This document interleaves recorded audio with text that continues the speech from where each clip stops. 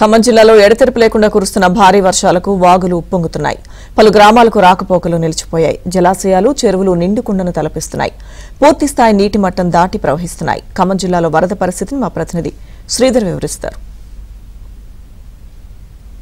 ఖమ్మం జిల్లా వ్యాప్తంగా ఎడతెరిపి లేకుండా కుండపోతగా భారీ వర్షాలు కురుస్తుండటంతో చెరువులు, వాగులు, ఏరులు, జలాశయాలన్నీ కూడా నిండుకుండలు తలపిస్తున్నాయి, ఉధృతంగా ప్రవహిస్తున్నాయి.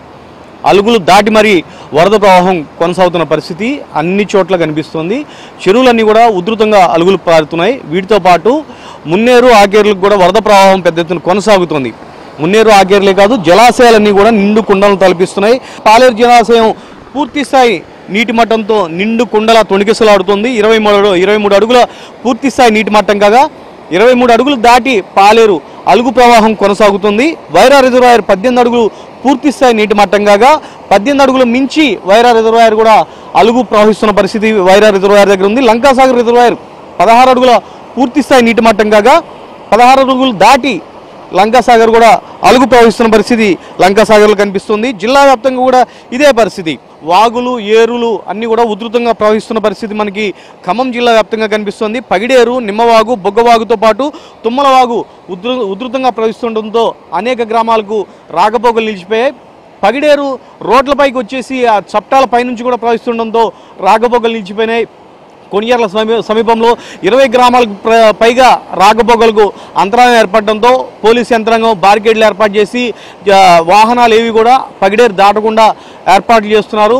అంతేకాకుండా చెరువులు, జలాశయాన్ని ఉప్పొంగుతుండటంతో వరద ప్రవాహం కొనసాగుతుండటంతో ఆ వరదను చూసేందుకు అలుగులు ప్రవహిస్తుండటంతో అలుగుల వద్ద వరద ప్రవాహాన్ని చూసేందుకు స్థానికులు వస్తుండటంతో వాళ్ళని కూడా కట్టడి చేసేందుకు పోలీసు యంత్రాంగం చెరువుల దగ్గర, వాగుల దగ్గర, జలాశయాల దగ్గర కూడా కట్టుదిట్టమైన ఏర్పాట్లు చేశారు. ఎక్కడైతే రాకపోకలకు ఇబ్బంది కలుగుతుందో, రాకపోకలకు అంతరాయం ఏర్పడుతుందో ఆ ప్రాంతాల్లో కూడా పరిస్థితిని చక్కదిద్దేందుకు ప్రయత్నాలు చేస్తున్నారు. దారి మళ్లించి వాహనాలన్నింటిని కూడా వేరే గ్రామం పై నుంచి దారి మళ్లించి అటు నుంచి వాహనాలను బయటికి పంపించే ప్రయత్నం చేస్తున్నారు. ఖమ్మం నగరానికి సమీపంలో ఉన్న, మున్నేరుకి సమీపంలో ఉన్న 3 ప్రాంతాల్లో నయాబజార్ కాలేజ్, స్వర్ణభారతి కళ్యాణ మండపం, మహిళా డిగ్రీ కాలేజ్, ఈ 3 ప్రాంతాల్లో కూడా 3 చోట్ల కూడా పునరావాస కేంద్రాలు ఏర్పాటు చేసేందుకు అధికార యంత్రాంగం ఏర్పాట్లు చేసింది. అత్యవసరం అయితే, తప్పనిసరి పరిస్థితి అయితే స్థానికులను ముందుగా ముంపుకు గురయ్యే ప్రాంతాలు ఏ ప్రాంతాలు అయితే ఆ ప్రాంతాలకు సంబంధించిన స్థానికులను ఈ పునరావాస కేంద్రాలను తరలించేందుకు అధికార యంత్రాంగం ఇప్పటికే ఏర్పాట్లు పూర్తి చేసింది. కానీ ఖమ్మం వద్ద మున్నేరు క్రమక్రమంగా తగ్గుతూ 8 అడుగుల మేర నిలకడగా 2 రోజుల నుంచి కూడా 8 అడుగుల మేర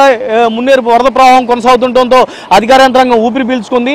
అయితే మరో 24 గంటల పాటు భారీ నుంచి అతి భారీ వర్షాలు కురిసే అవకాశం ఉందని చెప్పేసి వ్యవసాయ శాఖ, వాతావరణ శాఖ హెచ్చరికలు జారీ చేస్తున్న నేపథ్యంలో పరిస్థితి ఏ విధంగా ఉంటుందనే దానిపైన అధికారులు ఎప్పటికప్పుడు కూడా సమీక్షిస్తున్న పరిస్థితి ఉంది.